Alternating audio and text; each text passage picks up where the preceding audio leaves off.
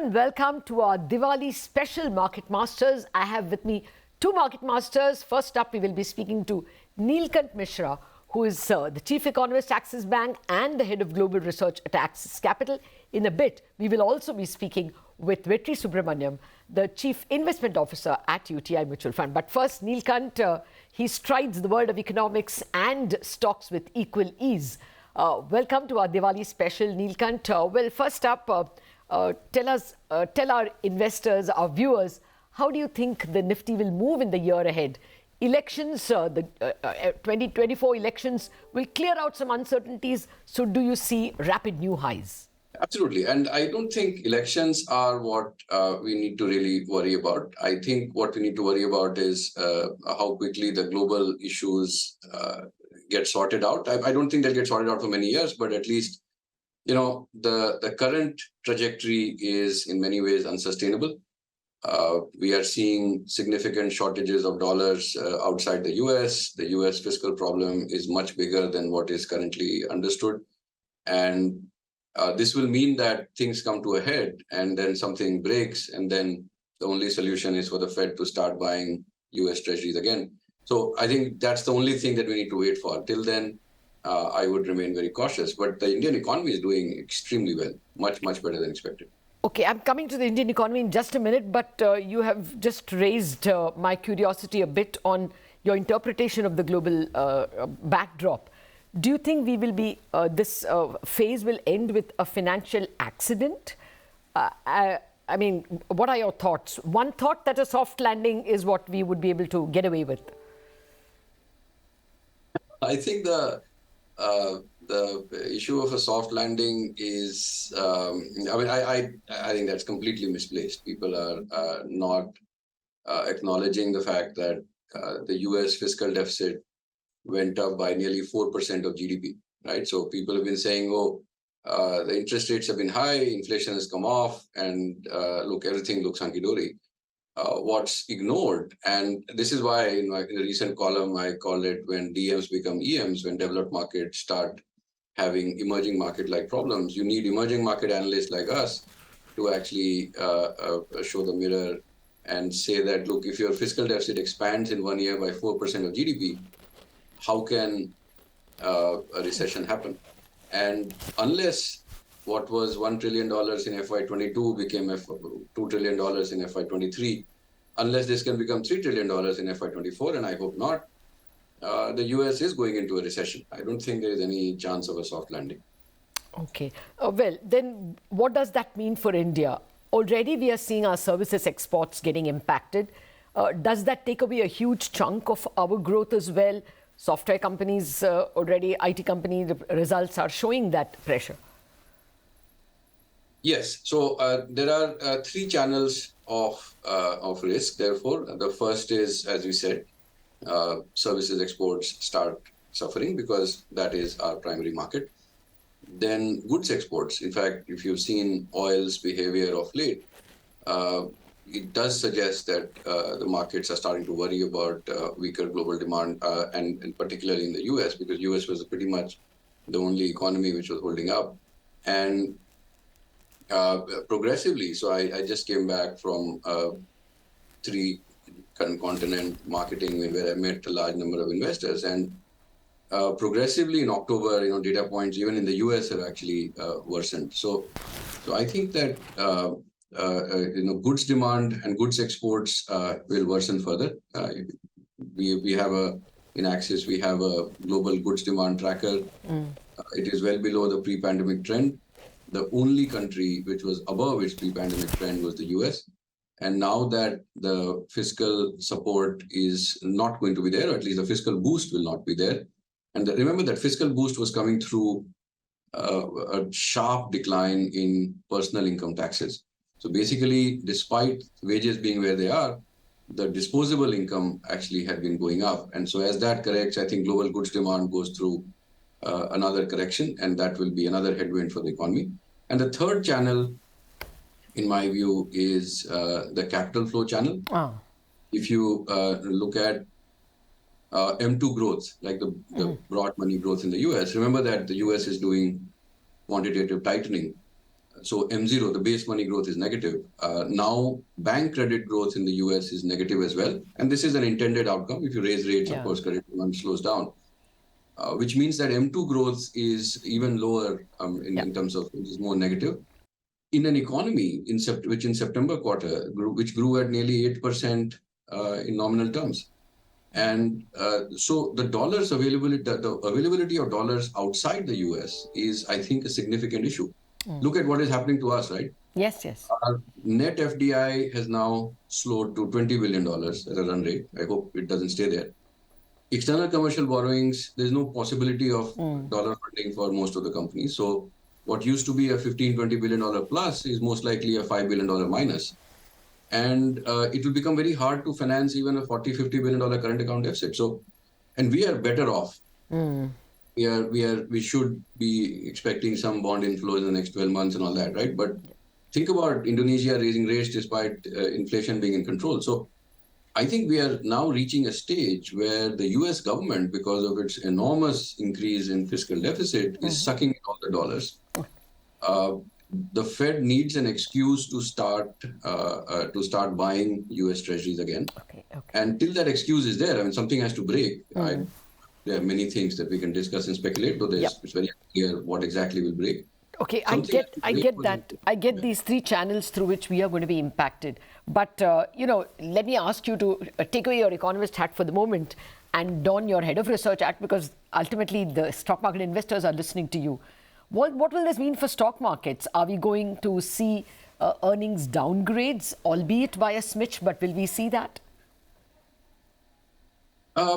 There will be some cuts, but by and large, because the Indian economy is doing so well, I think the earnings trajectory is going to be much, much better than what the market has been used to. Remember that in nearly all of the last decade, when the Nifty EPS, the Nifty EPS for 1 year lasts for about 30 months, in the sense that we've just seen FY26 come in, right? FY26 estimates are being published now. It will be about 30 months before FY26 becomes actual. Yes. In the previous decade, in these 30 months, the Nifty EPS for a given year used to fall by 10 to 30%. Oh. Right? Most years it was downgrades. So every 3 months you would see 2 to 3% cuts. Now, so what would happen every 3 months is that you have a roll forward gain, because generally the consensus would be positive. So you would gain 3-4%, you would see a 2-3% cut. The forward earnings would be more or less stable. What has been happening the last 4 years is that those cuts have disappeared. Now, it's because financial earnings have gone up, some auto earnings have gone up, and some other cuts are still happening. But the net, the Nifty EPS is actually doing very well. And in fact, almost all of the performance, in fact, more than all the performance of the Nifty this year is because of roll forward gains in the Nifty, in the EPS. Okay. So I think the market is most likely to time correct. This is something that I've been talking about since September of 2021, and I think there is another year or so of that correction left. Remember that US Treasury yields are the risk-free rate for the world. And in several of your prior shows, I've also brought out this point that after the financial crisis, the US had taken a tight fiscal, loose monetary approach. Yeah. And therefore, progressively through the last decade, our PE multiples kept going up. Now, because that scheme didn't work, and this is the remarkable thing about the US, right? So they're not dogmatic about anything. So they now reversed it. So they are saying, okay, so lose fiscal, tight monetary, and let's see if this works. Now, what this means for the rest of the world is that the cost of capital, the risk-free rate that we build in, has to be higher. And therefore, if you remember, 2013-14, 14 times forward was a good multiple for the Nifty. And I'm not saying we're going there because India has improved. But I would say that in 3 years' time, we would be happy with 16, 17 times forward. So I think the PE multiples need to come down, and we will still outperform because our So we are going to be around 21, 22,000 is what you're, around 20,000 is what you're saying. Yeah. So the thing about the current market, and for investors, I think it's very important to think through, is that there are so many variables in the air that it would be unwise to see 3 years out and say, this is what I'm going to do. Okay. Right? So there are some good companies which I think will do well. So when you're at a company level, of course, we also have very strong views on a few names, but at a market level, you have to play it like a chess game, that you make a move, let's see what happens, then you make a move, then see what happens. So what is likely to happen is that whenever the accident or whatever, whenever the stress becomes enough, like, Silicon Valley Bank failing was the catalyst for the Fed to start growing its balance sheet again. So whenever the stress becomes intense, because with 130, 140, possibly 150% of debt to GDP in the US, possibly by 2032-33, this is unsustainable. Yes. So you either need to get financial repression or you need to get the Fed to start buying a lot of US treasuries. And we just have to wait for that to happen. So there will be a point where it looks like things are falling apart, and then the Fed has to step in. The question is, will they step in early? Will they step in late? Will they allow some of the, at 4-5% US Treasury yields, which I think will be there for a while, a lot of the financial architecture or financial structures that have been built up over the past decade are not sustainable. Absolutely. So therefore, I think we have to wait to see how much of damage are they willing to allow to happen before they step in. Before they change. You have to take it one step at a time, but I think it's time to stay cautious. Thank you, Neelkanth, as always, for the excellent analysis. And here's wishing you and yours a very happy Diwali. We have to take a break, and thereafter, Vetri Subramaniam, the Chief Investment Officer of UTI Mutual Fund, will be with us.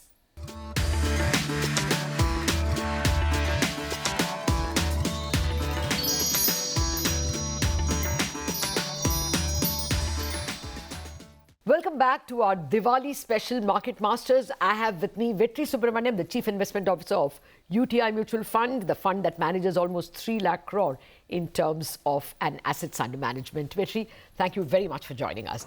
Well, first up, actually the Samvat 2079 has been a very volatile year. The Nifty saw a low of 17,000, a high of 20,100. Will Samvat 2080 also be much the same? Volatile, or do you think we will make, higher highs?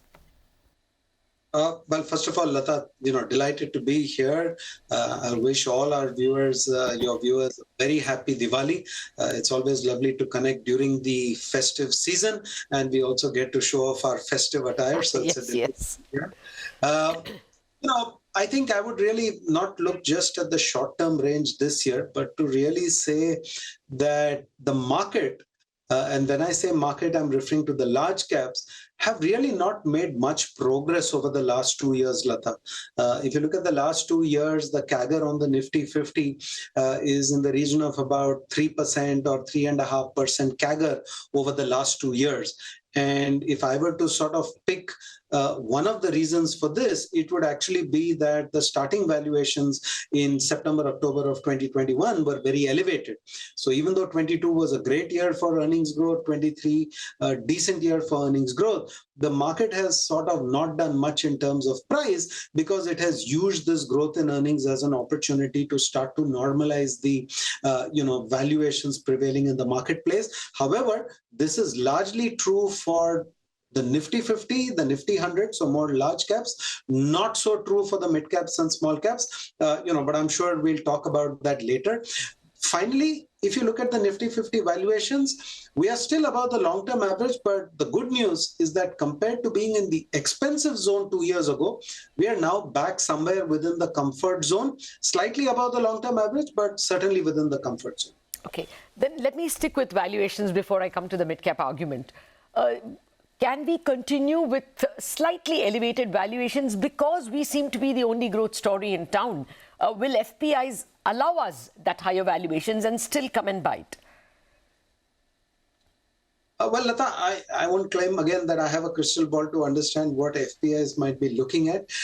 Now, we talk to a lot of foreign investors also because we manage money for them. And the point that I would make is that certainly the interest level is very, very high. But, it's not just a function of which market offers you growth, Latha. It's also a question of, are you getting reasonable sort of margin of safety in terms of the valuations at which you're buying equities. I think any equity investor, whether he or she be local or institutional or whether it be global, margin of safety is a universal concept. And again, while we can talk a lot more about it, I would say even this year in terms of foreign flows has been volatile.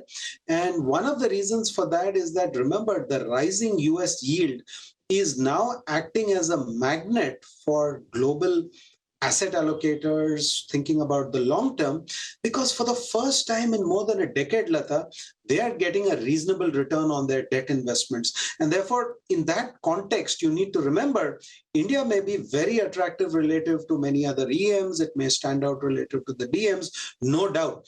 But the bigger argument, what's the global rebalancing going to happen between debt and equity? Because it's been a one-way trade in terms of a hunt for yield over the last 12 to 13 years. So India stands out within the equity basket, but what about the allocation to the equity basket? If that is going to crunch, we'll have to see how that balance plays out. What's your sense about domestic flows? I mean, the domestic prosperity is just hitting you. You can see that in tax collections, as well, the amount of money that's coming into the financialization of savings.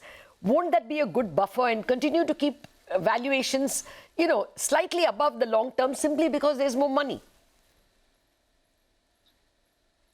So you're right. This could certainly be a factor in the short term, but I think in the longer term, interest rates work like gravity, and therefore, you can't permanently and for a very long period of time defy the forces of gravity that interest rate provide to valuation.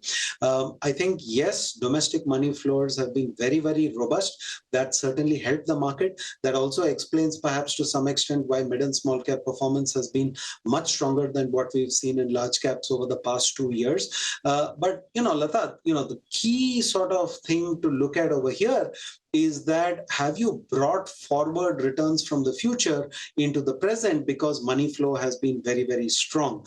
And also, as regards the prosperity line, it's still early days, Latha, but, we've talked about the K-shaped recovery in the past. High-end consumption is doing well, low-end consumption not so great.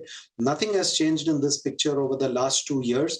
And when I see the results coming out for the for the quarter that went by, I think we are seeing more and more issues in the consumption side in terms of the underlying strength of the growth metrics, including in what have typically been sort of more mid to high end.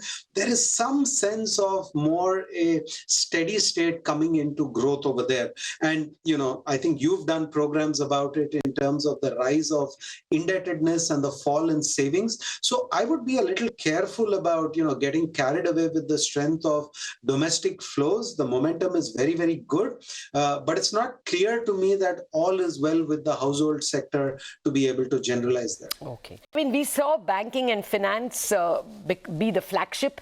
Do you think now margins and worries over unsecured debt will bring that down? What do you see as the new leadership sectors? Well, I hate to predict leadership because the market will do exactly what it chooses to do. I prefer to look at where I see opportunity. Not much has changed in terms of where we are sort of seeing opportunity over the last 5-6 months, I would say pretty much year to date. I think where we've been most excited has been healthcare and pharmaceutical, where we think the area is a bit contrarian. It's not suffered some of the valuation excesses that other areas have gone through in recent times. A lot of the companies are sort of cleaning up their balance sheets, and that's a good time to look at those businesses. So that's an area we like. The banks you talked about, we certainly like that area. It's no longer cheap on an absolute basis, but I'd say mid-cycle valuations, consolidated lending sector, continued growth, we continue to like that area. Auto, I think, is still mid-cycle as well. Car sales have recovered to their 2019 peak. In fact, they will surpass the 2019 peak this year. Commercial vehicles will maybe surpass the previous peak next year. Two-wheeler sales still running 20% below the previous peak. The festival season strangely seems to have, or rather from my point of view, good news. We are seeing a lot of strength in two-wheelers. So I think in autos as well, we think mid-cycle, good growth prospects, good prospects for margin expansion in some portion of the automobile sector as capacity utilization picks up. So these are the three areas where we feel a lot more comfortable. Capital goods, Engineering is where we feel slightly more reticent, because I think over there the valuations and what's factored into those valuations in terms of implied growth, in our opinion, now pretty much captures any opportunity over the next few years. Okay, but yeah, there is an additional fear that the government's capex cannot continue like this. I mean, the finance minister